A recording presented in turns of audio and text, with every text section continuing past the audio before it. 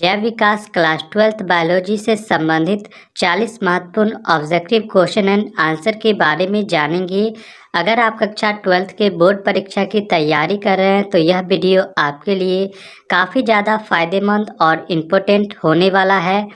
तो वीडियो को पूरा लास्ट तक देखिएगा।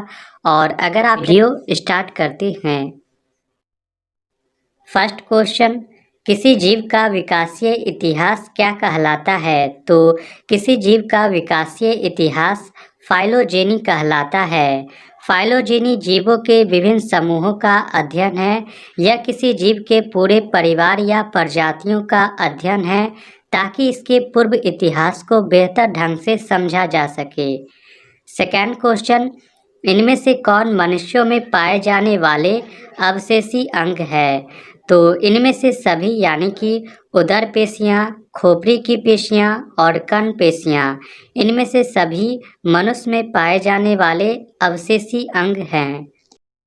नेक्स्ट क्वेश्चन, आबादी का प्रसरण किस पर निर्भर करता है? तो आबादी का प्रसरण स्थानांतरण पर, आगमन पर और बहिर्गमन पर, यानी कि इनमें से सभी पर आबादी का प्रसरण निर्भर करता है।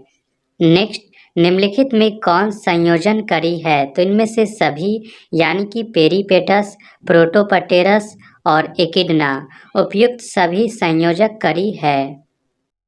नेक्स्ट क्वेश्चन, प्राकृतिक चुनाव का प्रवर्तक कौन है? तो प्राकृतिक चुनाव का प्रवर्तक डार्विन है। डार्विन, इनका पूरा नाम चार्ल्स रॉबर्ट डार्विन है। इनका जन्म 12 फरवरी 1809 में इंग्लैंड में हुआ था।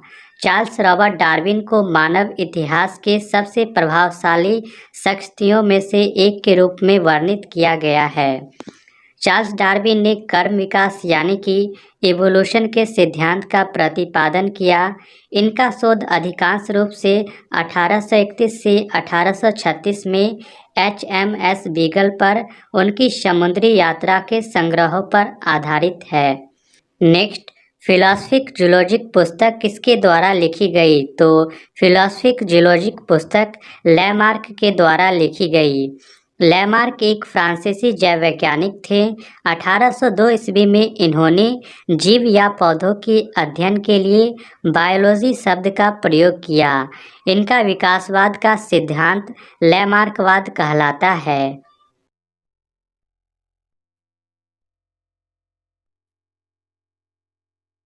नेक्स्ट क्वेश्चन, डायनासोर किस दौरान उपस्थित थे? तो डायनासोर मेसोजोइक युग के दौरान उपस्थित थे। मेसोजोइक युग कुल 180 मिलियन वर्षों तक चला। मेसोजोइक युग के समाप्ति के साथ डायनासोर का भी अंत हो गया। मेसोजोइक युग को 3 अवधियों में विभाजित किया गया है, ट्रायसिक, जुरासिक और क्रेटेशियस। नेक्स्ट, लीडरबर्ग का प्रयोग किससे संबंधित था? तो लीडरबर्ग का प्रयोग अनुकूलन से संबंधित था। नेक्स्ट क्वेश्चन, पुनरावृत्ति का सिद्धांत किनके द्वारा प्रतिपादित किया गया? तो पुनरावृत्ति का सिद्धांत हेकल के द्वारा प्रतिपादित किया गया। नेक्स्ट, प्रथम कशेरुकी एवं प्रथम स्थलीय पौधे किस युग में प्रकट हुए? तो प्रथम कशेरुकी एवं प्रथम स्थलीय पौधे डिवोनियन युग में प्रकट हुए। इस युग में पृथ्वी की जलवायु समुद्री जीवों विशेषकर मछलियों के सर्वाधिक अनुकूल थी। इसी समय उभयचर जीवों की उत्पत्ति हुई तथा फन वनस्पतियों की भी उत्पत्ति हुई। इसे मत्स्य युग के रूप में जाना जाता है। नेक्स्ट क्वेश्चन, युगतम की उत्तरजीविता विचार किसके द्वारा प्रस्तुत किया गया है? तो युगतम की उत्तरजीविता विचार डार्विन के द्वारा प्रस्तुत किया गया है। डार्विन के अनुसार किसी भी प्रजाति की उत्तरजीविता एवं विकास के लिए उसके सदस्यों के बीच आपसी निर्भरता एवं सहयोग की आवश्यकता होती है। नेक्स्ट, आनुवांशिक अपवाहन किसकी जीन तीव्रता में परिवर्तन लाता है? तो आनुवांशिक अपवाहन अगली पीढ़ी की जीन तीव्रता में परिवर्तन लाता है। नेक्स्ट क्वेश्चन, निम्नलिखित में किसमें उच्चतम कपाल क्षमता पाई जाती है? तो इनमें से पेंगिन मानव में उच्चतम कपाल क्षमता पाई जाती है। पेंगिन मानव, यह जावा मानव से कुछ अधिक विकसित था। यह आग जलाना भी जानते थे। नेक्स्ट, किसी जीव के विकासीय इतिहास को क्या कहते हैं? तो किसी जीव के विकासीय इतिहास को जातिवृत्त कहते हैं। नेक्स्ट क्वेश्चन, डार्विन किस जहाज पर भ्रमण किए थे? तो डार्विन 1831 से 1836 तक HMS बीगल जहाज पर प्राकृतिक विज्ञान पर शोध के लिए भ्रमण किए थे। नेक्स्ट, निम्नलिखित में कौन विकास की विलुप्त करी है? तो इनमें से आर्कियोपेटेरिक्स विकास की विलुप्त करी है। आर्कियोपेटेरिक्स या अधपक्षी पहला ज्ञात पक्षी है। इसकी उत्पत्ति जुरासिक काल में करोड़ों वर्ष पहले हुई थी। यह सरीसृप एवं पक्षी वर्ग के बीच का करी है। आर्कियोपेटेरिक्स आज पृथ्वी पर जीवित नहीं है, इसलिए इसे लुप्त करी भी कहते हैं। नेक्स्ट क्वेश्चन, पृथ्वी पर जीवन की उत्पत्ति से संबंधित पुस्तक किसके द्वारा लिखी गई थी? तो पृथ्वी पर जीवन की उत्पत्ति से संबंधित पुस्तक ऑपेरिन के द्वारा लिखी गई थी।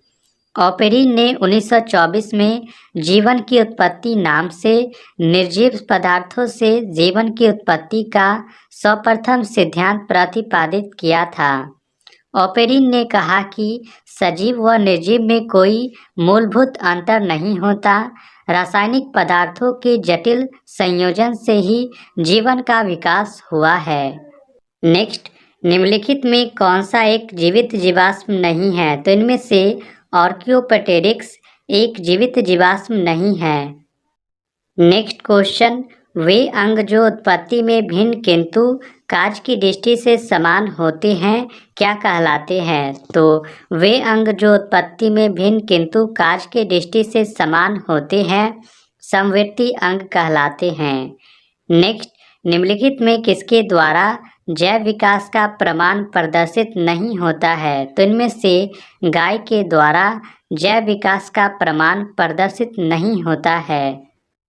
नेक्स्ट क्वेश्चन, निम्नलिखित में कौन सा तत्व पृथ्वी की आदिकालीन वातावरण में आणविक स्थिति में उपस्थित नहीं था? तो इनमें से ऑक्सीजन पृथ्वी के आदिकालीन वातावरण में आणविक स्थिति में उपस्थित नहीं था।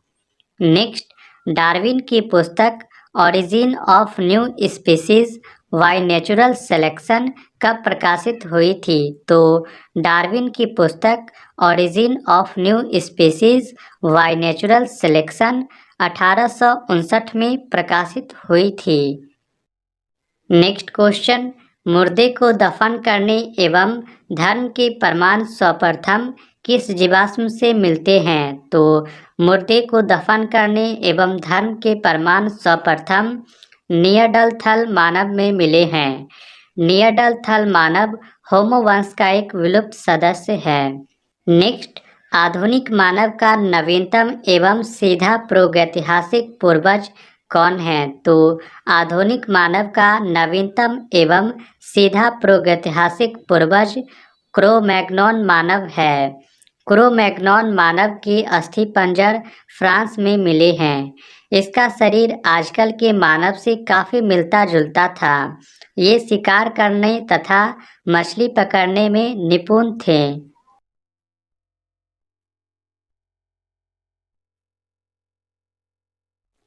नेक्स्ट क्वेश्चन, कौन सी एक परिघटना जैव विकास में प्राकृतिक चयन का डार्विन की धारणा को सहयोग देती है? तो इनमें से कीटों में कीटनाशक प्रतिरोधकता उत्पन्न होना जैव विकास में प्राकृतिक चयन का डार्विन की धारणा को सहयोग देती है।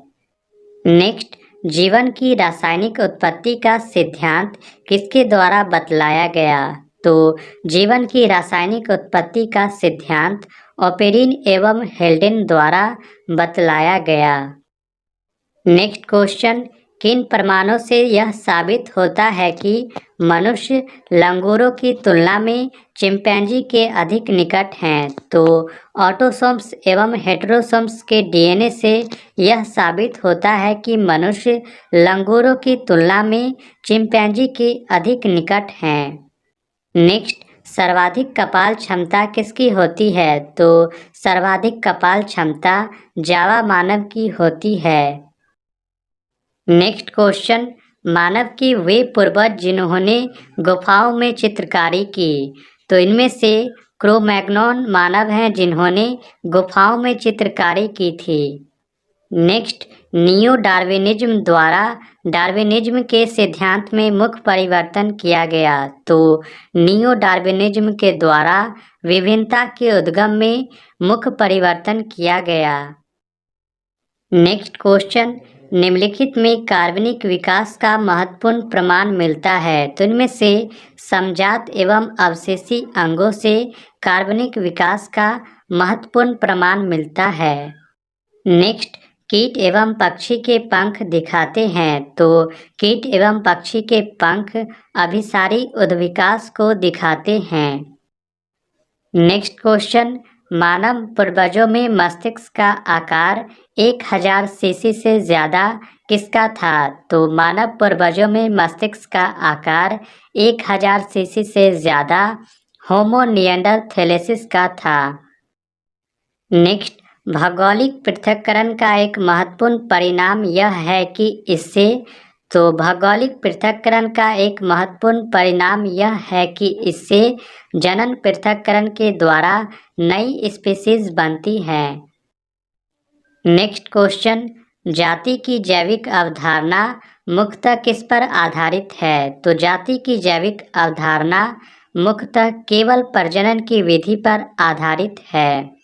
नेक्स्ट, उत्परिवर्तन अधिक प्रदर्शित होता है जब यह उपस्थित होता है। तो उत्परिवर्तन अधिक प्रदर्शित होता है जब यह प्रभावी अवस्था में उपस्थित होता है।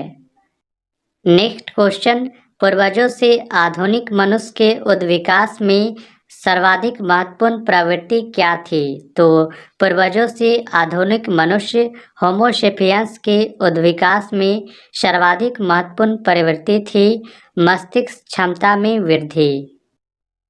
नेक्स्ट, निम्नलिखित में किस समूह में केवल संवृत्ति अंग सम्मिलित हैं? तो इनमें से तितली के पंख तथा चमगादड़ एवं पक्षियों के पक्ष विस्तार में केवल संवृत्ति अंग हैं। नेक्स्ट, निम्नलिखित में किस समूह में केवल समजात अंग सम्मिलित हैं? तो इनमें से व्हेल के चंबू, घोड़े के अग्रपाद और मनुष्य के हाथ। इस समूह में केवल समजात अंग सम्मिलित हैं। ये रहा आज का लास्ट क्वेश्चन। ये क्वेश्चन आपके लिए है। इसका आंसर आप ज़रूर कमेंट बॉक्स में लिखिएगा और यदि आपको वीडियो अच्छी लगी हो तो प्लीज़ वीडियो को ज़रूर लाइक करें और शेयर भी करें। और यदि आपने अभी तक इस चैनल को सब्सक्राइब नहीं किए हैं तो प्लीज़ चैनल को ज़रूर सब्सक्राइब करें ताकि आपको आगे भी इसी तरह के वीडियोज़ मिलती रहेगी।